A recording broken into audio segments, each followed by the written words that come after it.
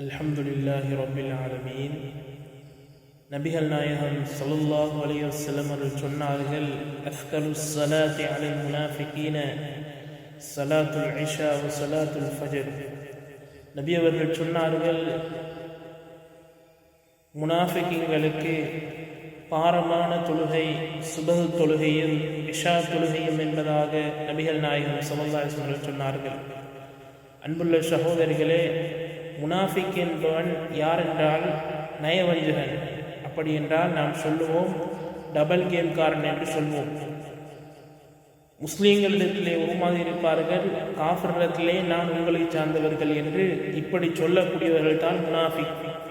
அன்புள்ள சகோதரர்களே, நபிகள் நாயகம் ஸல்லல்லாஹு அலைஹி வஸல்லம் காலத்திலும் நிறைய முனாஃபிக்குகள் இருந்தார்கள்.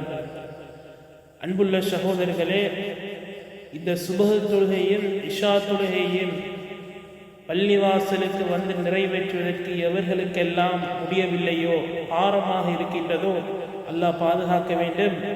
நாம் அந்த முனாஃபிக்குகளுடைய லிஸ்டிலே நாமும் சேருவோம். சகோதரர்களே, அன்புள்ள சகோதரர்களே, நாம் சுபஹ் தொழுகை விஷயத்திலும் இஷா தொழுகை விஷயத்திலும் நாம் பள்ளிவாசலுக்கு வந்து தொழுகையை தொழக்கூடியவர்களாக நாம் இருப்போம். அந்த முனாஃபிக்குகளுடைய பண்பை விட்டும் அல்லாஹ் ரப்புல் ஆலமீன் என்னை உங்களையும் பாதுகாப்பானாக.